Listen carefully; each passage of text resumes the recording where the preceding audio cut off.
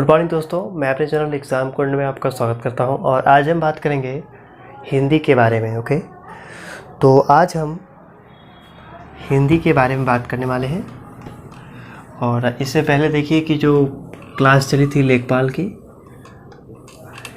और ये जो हिंदी का जो टॉपिक है वो हर एक एग्ज़ाम के लिए इम्पोर्टेंट होने वाला है। ओके, तो आपको इसमें ऐसा कोई नहीं है कि ये लेखपाल से रिलेटेड है तो लेखपाल अगर जहाँ लिख दिया तो लेखपाल है ना। फिलहाल लेखपाल और एनटीपीसी और ग्रुप डी है ना, आरआरबी एनटीपीसी आप लिख सकते हो। इन सब के लिए ये जो क्लास है टोटली रहेगी, है ना। Most important.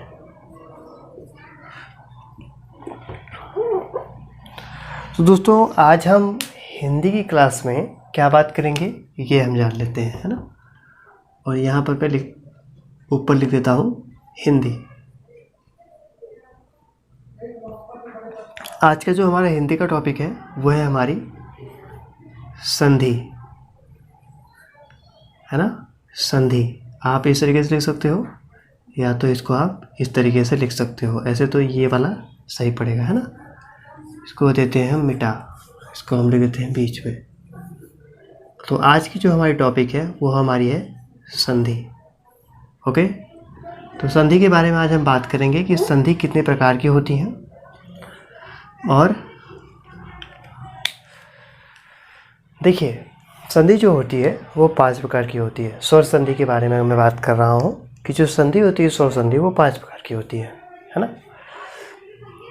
तो संधि के बारे में बहुत ही अच्छे टॉपिक्स के तरीके से हम बात कर लेंगे।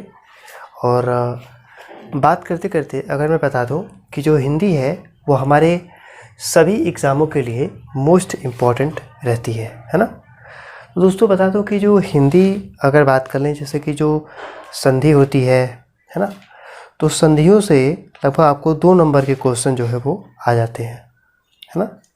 कितने नंबर के? तो लगभग 2 नंबर के जो क्वेश्चन हैं आपके संधि से भी आते हैं। तो आज हम संधि के बारे में पढ़ेंगे और संधि के बारे में जानेंगे, और संधि को मैं आपको बहुत ही बेहतरीन तरीके से समझाऊंगा। ओके, तो चलिए बिना लेट किए हुए हम संधि के बारे में देखते हैं। संधि की अगर मैं बात कर लूँ, संधि कितने भेद होते हैं, तो संधि होती है 3 भेद, और स्वर संधि में 5 भेद होते हैं। और संधि के भेद अगर मैं बात कर लूँ 3 भेद, तो संधि के भेद मैं यहाँ लिखता हूँ, है ना। संधि के भेद, तो संधि के 3 भेद होते हैं। पहला होता है स्वर, फिर दूसरा व्यंजन, तीसरा विसर्ग, है ना। पहला स्वर संधि, दूसरा व्यंजन संधि। ये मैं आपको जल्दी जल्दी बताऊंगा जो कि क्लास लेट ना हो। और तीसरी हमारी है विसर्ग संधि। आज की जो संधि की पहली क्लास है इसलिए थोड़ा सा हमको इसके धीरे धीरे उठना होगा। इसके बाद मैं स्वर संधि के बारे में आपको टॉपिक्स वाइज एक दिन में एक संधि करवाऊंगा, बहुत ही डीपली जा करके, ठीक है। और उस संधि को समझने के बाद आप किसी भी संधि मतलब उससे रिलेटेड क्वेश्चंस को कर सकते हो, है ना। तो ये 3 चीज़ें हो गई। संधि के भेद में 3 भेद होते हैं, स्वर, व्यंजन और विसर्ग। ओके, चलिए अब हम संधि के बारे में बात करते हैं और समझते हैं कि ये जो संधि है कि किस तरीके से आपको स्वर संधि में किस प्रकार से करना है ना। देखिए जो स्वर संधि होती है दोस्तों, स्वर संधि में कई प्रकार आते हैं। स्वर संधि में अगर मैं बात कर लूँ तो स्वर संधि यहाँ पे लिख देता हूँ मैं, स्वर, उसके बाद संधि।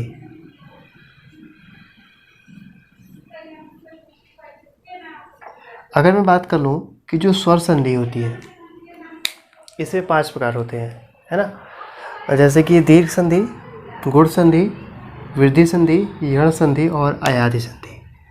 तो दीर्घ आप लिख ले हो डी, दीर्घ संधि हो गई, है ना। दीर्घ संधि, दीर्घ संधि हो गई। दूसरी है गुण संधि।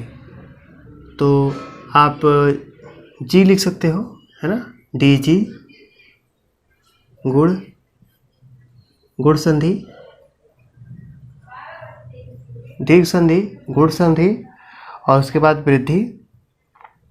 वृद्धि को आप बी से कन्वर्ट कर सकते हो, है ना, वृद्धि संधि।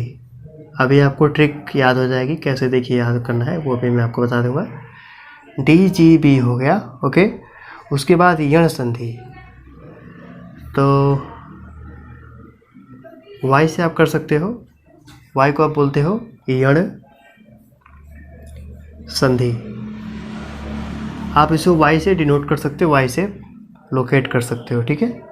और लास्ट जो संधि होती है वो होती है अयाधि।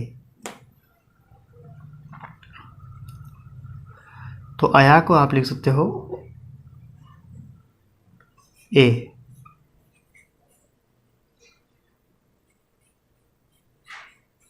अयाधि संधि। देखिए ये जो सो संधियां हैं, इसको याद करने का तरीका है, अगर आप इसे कन्वर्ट करो ठीक तरीके से तो लिखोगे टी जे पी वाई ए, मतलब डीजे, डीजे ब्याह, ब्याह, डीजे ब्याह, मतलब डीजे जो बजा वह शादी में बजा, है ना, डीजे बजा शादी में बजा, ओके। डीजे बजा शादी में बजा, मतलब दीर्घ संधि, गुण संधि, वृद्धि संधि, यण संधि और अयाधि संधि।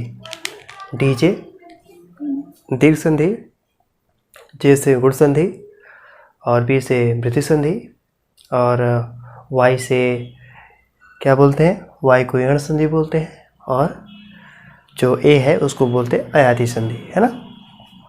तो इनको आज हमने समझ लिया। अब हम दीर्घ संधि के बारे में थोड़ी सी बात कर लेते हैं, और आज हम समझेंगे केवल दीर्घ संधि के बारे में, ओके। टोटली दीर्घ संधि के बारे में हम समझ लेंगे। कल के बाद हम कल जो समझेंगे वो समझेंगे गुण संधि को। चलिए, तो देखिए जो दीर्घ संधि होती है वो कैसे हम समझेंगे, है ना। दीर्घ संधि, इसको समझने का तरीका बहुत ही अच्छा है। देखिए इसको समझने के लिए पहले आपको क्या करना होगा, दीर्घ मतलब होता है कि यहाँ पर आप देख पा रहे हो कि दीर्घ मतलब बड़ा, मतलब एक तरीके से आप कह सकते हो कि जो समान, मतलब एक तरीके से जो ह्रस्व अह्रस्व, मतलब एक तरीके से बड़े बड़े शब्द होते हैं जो समान स्वर होते हैं, वह आपस में मिलकर एक बड़े स्वर का निर्माण करते हैं। जैसे कि अगर मैं बात कर लूँ अ, आ, ई, ऊ, उसके बाद री, ठीक है। इसके बाद सब जो शब्द आएंगे वो डिफरेंट आएंगे, है ना। आपने देखा कि अ से लेकर के ऊ तक ये जो शब्द हैं ये इसकी तरह दिख रहा है, ये इसकी तरह दिख रहा है, और ये इसकी तरह दिख रहा है ना। और यही जो 6 शब्द हैं, वाक्य हैं, इसके अंतर्गत आते हैं, जिसको हम दीर्घ संधि बोलेंगे। अब कैसे, देखिए ये जो अ है शादी के माध्यम से समझते हैं। ये जो अ है ना, अ से ही शादी करेगा, मतलब अगर अ से शादी करता है तो बनाएगा बड़ा आ, मतलब कि जब अ से शादी करेगा मतलब ये जो है समजातीय है, मतलब एक तरीके से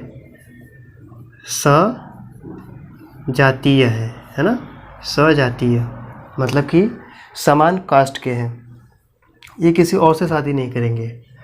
लेकिन आगे जाने के बाद कुछ लापरवाही होगी, उसके बाद ये लोग किसी और से शादी करने लगेंगे, है ना। देखिए तो ये अ से शादी किया, अ बनाया, उसके बाद ये जो अ है क्या किया, इसे अपने आप से एक से शादी कर लिया अपने कास्ट से, है ना। तो उसका मन नहीं भरा तो ये क्या किया कि इससे शादी कर लिया, तो इससे शादी किया, फिर भी इसको जो मिला वो मिला बड़ा आ, है ना। अब इसकी शादी तो हो गई टोटली। अब बोला, अब ये वाला गुस्सा हो गया, ये बोला मैं भी शादी करूँगा, तो ये भी क्या किया कि अपने ही कास्ट से शादी किया और बनाया फिर बड़ा आ। अब ये अपने से कर लिया, तो फिर बोला कि अब मैं फिर इससे भी करूँगा। तो ये क्या किया कि बड़ा आ किया, ठीक है ना। अब बड़ा आने के बाद ये छोटे वाले से शादी कर लिया और फिर से वही चीज़ बनाया। मतलब आपने देखा कि ये जो चीज़ें हैं, एक बार इससे शादी कर रहा है ना, एक बार तो खुद की कास्ट से शादी किया इसने, उसके बाद इसने शादी इससे कर लिया। शादी के माध्यम से समझिए बहुत इस तरीके से समझ में आएगा। देखिए ये अ है, एक बार ये खुद की कास्ट से शादी किया तो अ बनाया बड़ा, है ना।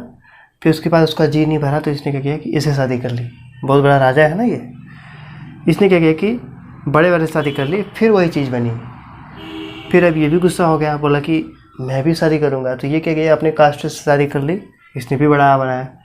फिर इसने बोला चलो ठीक है मैं भी एक और शादी करता हूँ। इसने क्या किया कि फिर इससे वाली शादी कर ली, इसी कास्ट से, तो फिर वही बड़ा बन गया। तो सेम चीज़ें यहाँ पे भी होंगी और सेम चीज़ें यहाँ पर भी होंगी, है ना। यहाँ पे आप सॉरी यहाँ पे गलती हो गई थी, ये छोटा हुआ बड़ा हुआ है ना।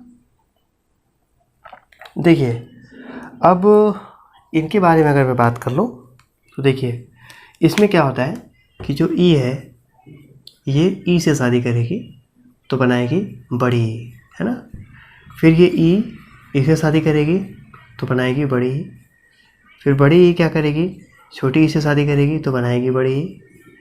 फिर क्या करेगी, बड़ी ई क्या करेगी, बड़ी ई से शादी करेगी तो बढ़ेगी। इसी तरीके से ऊ बड़ा ऊ से शादी करेगा तो बनाएगा बड़ा ऊ। फिर उसके बाद क्या करेगा, ये जो है ऊ से शादी करेगा सेम कास्ट से तो फिर बड़ा ऊ बनेगा। उसके बाद बड़ा ऊ छोटा ऊ शादी करेंगे तो बनेंगे बड़ा ऊ। उसके बाद फिर बड़ा ऊ प्लस बड़ा ऊ शादी करेंगे तो बनेंगे बड़ा ऊ। तो सेम यही चीज़ें आपको सीखनी थी। आपको अगर ये समझ में आ गया होगा तो ये सब चीज़ें लिखने की कोई भी आवश्यकता नहीं होगी, है ना। चलिए अब मैं आपको इन सब चीज़ों से हो गई, अब आपको एग्जाम्पल दे के समझाता हूँ कि किस तरीके से शादी हुई और क्या नाम बना इन लोग का, है ना। चलिए और इन लोग की शादी हो गई, आप लोगों ने शादी देख लिया, मिठाई खा ली, अब थोड़ा सा कन्यादान हो जाए। चलिए अब देखिए एग्जाम्पल देखते हैं इसके।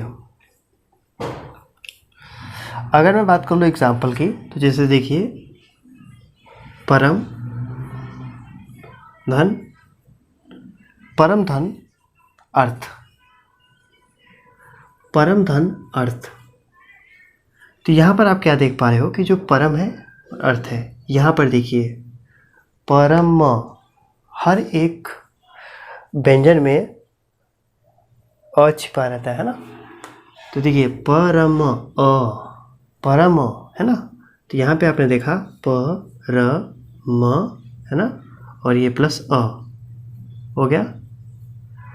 और ये तो अ ऑलरेडी था ही, अर्थ, है ना। तो ये दोनों चीज़ें मिल जाएंगी। सॉरी क्या हो गया, चलो ठीक है। ये जो दोनों चीज़ें हैं ना, ये जो अ और अ मिलेंगे तो बनेगा बड़ा आ, है ना। तो जब अ और अ मिल जाएंगे तो बड़ा होगा बड़ा आ, जैसा कि मैंने आपको पहले बताया था, जो पीछे शादी हो गई थी। तो जब ये दोनों मिले तो क्या हुआ, बड़ा आ को बनाए, है ना, जैसा कि यहाँ पर बताया गया है। तो अगर हम बात कर लें कि जब परम धन अर्थ मिलेगा तो क्या बनेगा, परमार्थ, परमार्थ, है ना। कैसे, देखिए जब इसमें तो आ था ही, ये अ और ये अ मिला तो बड़ा अ बना, तो आप इसको तो लाओगे नहीं, है ना। बड़ा आ की जो मात्रा होगी उसको लाओगे। तो ये जो मात्रा कहाँ सेट होगी, क्योंकि ये और ये क्या हो जाएंगे, गायब, है ना।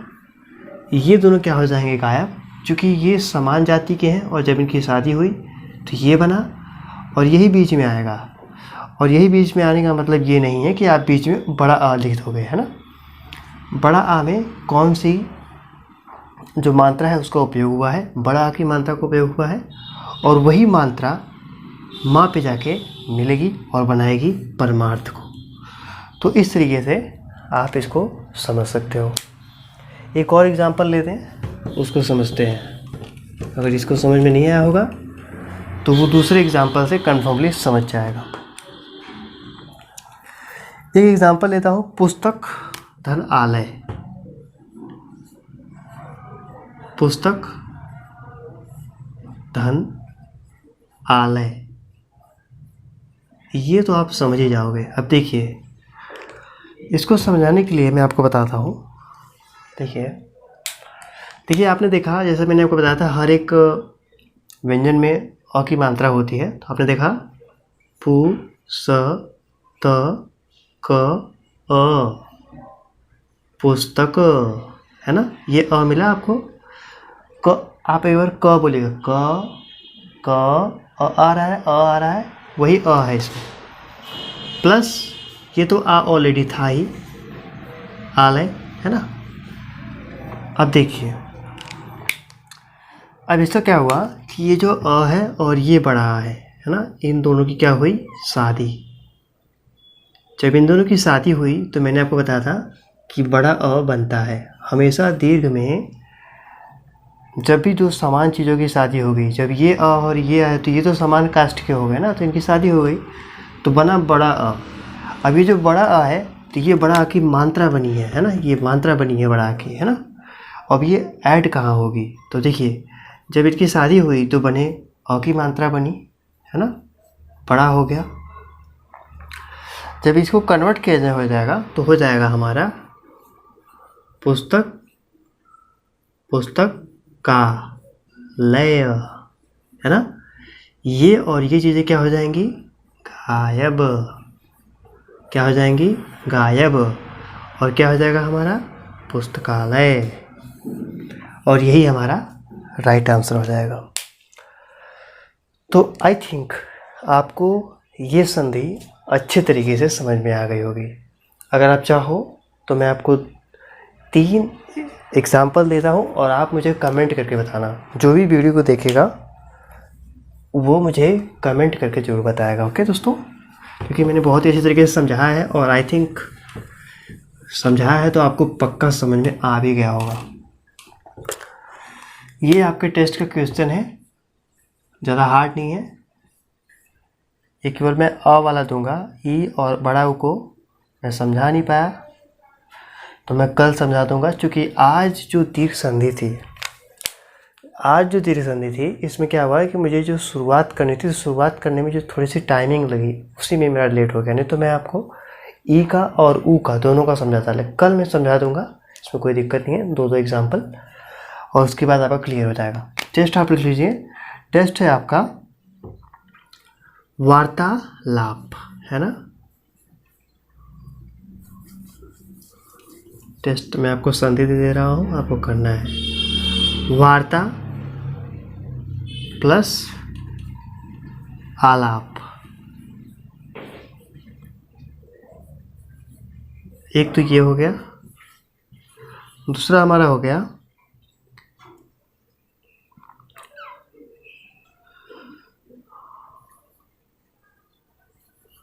परीक्षा धन अर्थी।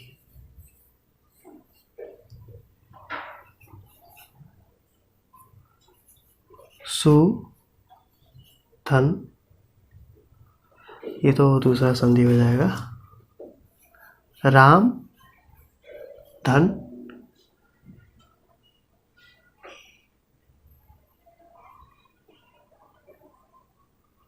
राम धन नाम, इसको बनाइएगा आप।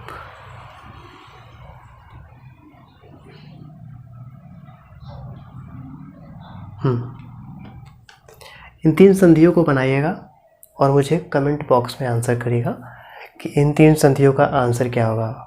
वहाँ पे ऑप्शन देख के हिंदी में लिख के मुझे वहाँ पे कमेंट बॉक्स में बता दीजिएगा। मैं आपका नाम लूँगा कि किन किन लोगों ने इस संधि को किया हुआ है। ओके, तो क्लास कैसी लगी मुझे कमेंट करके जरूर बताइएगा, और यदि अच्छी लगी हो तो लाइक करिएगा, शेयर करिएगा, सब्सक्राइब करिएगा। Thank you so much.